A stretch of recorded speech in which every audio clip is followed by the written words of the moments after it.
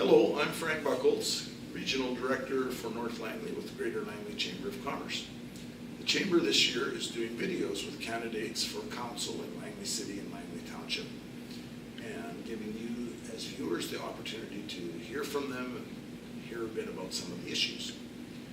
With us at this moment is Bruce Kilby. Bruce is running for a council seat on the City of Langley Council, and I'm going to ask him to tell us a little bit about himself and why he's running. Well, thank you. Thank you for the invite to start with. I've lived in Langley for 41 years. I've owned 3 homes in the City of Langley, and I've seen my kids grow. And when I first came here, it was a wonderfully safe community. People came here to be a bedroom community. And over the time, we've grown as a city. And I joined with the Langley City Fire Rescue for the last 38 years as a paid-on-call captain. And I've seen how the city has changed. I've seen its blemishes, and I've seen its really good parts of the growth. And I'm concerned. There's a huge concern out in the community of the opioid and homeless crisis, and particularly the petty crime. So that motivated me to start with, because right now I live behind the Gateway of Hope, and we're looking at crime every night. Okay. So the main impetus of me getting involved with the city was to be able to help in that area. Okay, very good. Other than other things. Yeah. Well, I'm going to ask you some questions. Okay. Some issues. Okay. And one of the issues that the Chamber has identified that we're talking to candidates about is transportation and transit. Yes.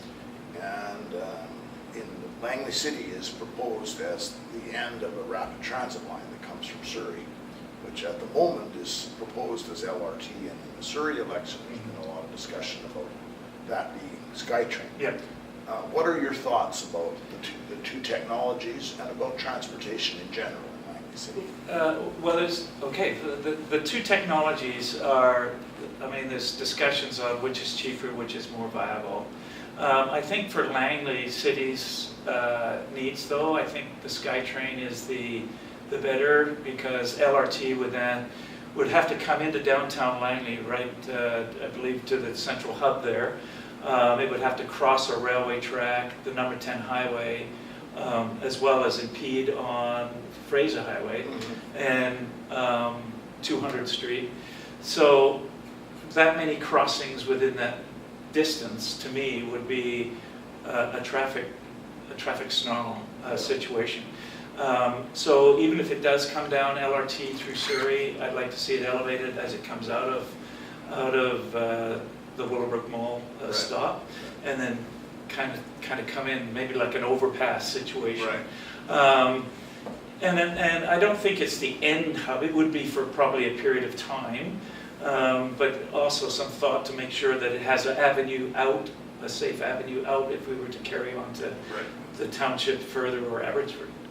As far as the other transport, I'd like to see more mini shuttle buses to get to that point, but coming from all around, because some of the conversations I've had in the community is that the shuttle buses go, I'm talking about the small transit buses, and they come to only certain points, and then they still can't get to where they want to go, such as the power center along the number 10 highway. Right. And the elderly look to that transport. They're not as mobile as before, and some can't drive anymore, so they look for that transit. So I'd like to see a more conversation with transit about the small minibuses and how it's going to come to that hub for the transportation in, and try to eliminate vehicle use. Now, you mentioned in your opening remarks, Bruce, a number of concerns about crime and the Gateway of Hope. You live adjacent to it, so you're very familiar. Homelessness and, for that matter, affordable housing are certainly hot topics in a number of campaigns in the Greater Vancouver area. Yeah. What do you see as some solutions to deal not just with homelessness, but also making sure that people who don't have a lot of money have a good place to live? Well, let's deal with the homeless first. The homeless, there's never going to be a panacea or a silver bullet that's going to cure this. We've always had homeless in the city, but in the old days they were kind of hidden away. They didn't want help, and they would earn money by collecting pop bottles and stuff like that. But since the advent of the drugs and the kind of the closure of some of the mental health facilities in the past by both types of both NDP and Liberals closed some of the what I call kind of the soft belly institutions where the people were probably functional on their drugs, decided to release them into the community, and they went to house models for the more severe ones. But the ones that were drug dependent in the sense of medication dependent have obviously not kept to that regimen. So they've used alternative drugs or self-medication, and they've created another problem. So you've got the addicted on opioids, and you've got the mental health people that are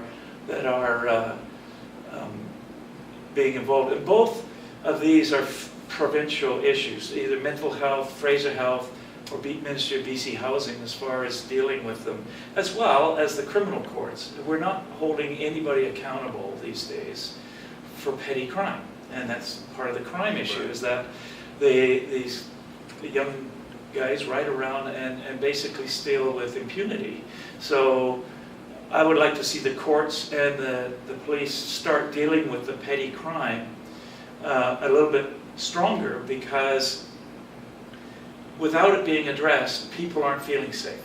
In fact, I was just talking to ladies today, and they said they don't even walk down the paths down by the river anymore because they feel unsafe. That may not be a true statement, but that's how they feel. And same with anybody who's been a victim of the petty crime, who are paying the $300 deductible on their side windows or losing a $700 baby stroller.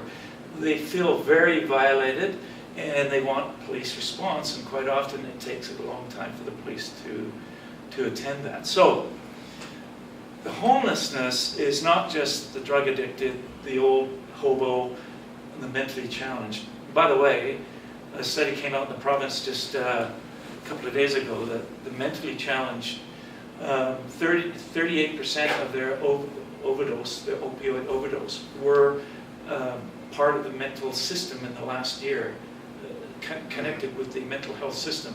So that means that's a strong indicator to me that they are self-medicating on something else other than what they needed to be. So you have those categories, but you also have, for example, foster kids aging out at 18, trying to find homes. And probably some of them are couch surfing, and then you've got seniors that are losing their homes. So there's a myriad of homeless issues which can't be dealt with just with the city. The city offered some property for the Gateway of Hope, and still support that, but it was meant to be a temporary measure. So let's get to the housing. Well, Ministry of BC Housing is responsible for it. I would hate to burden the Langley City taxpayer by providing free homes when they are looking every year at their taxes going up every year, and I've heard a lot of complaint that they feel the taxes are too high, and this would just add to that burden. And it's not in the city's mandate. But I don't mind working with the Ministry of Housing or the Fraser Health or the mental, the provincial mental ministries to work with them as far as getting facilities or properties, right?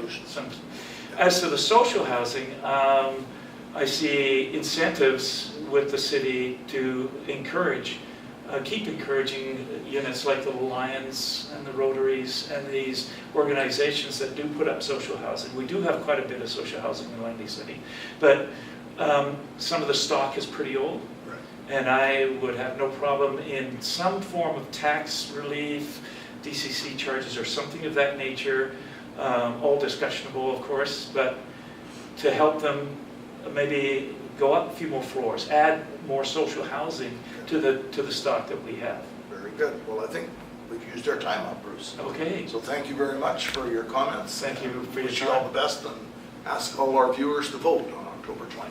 Thank you.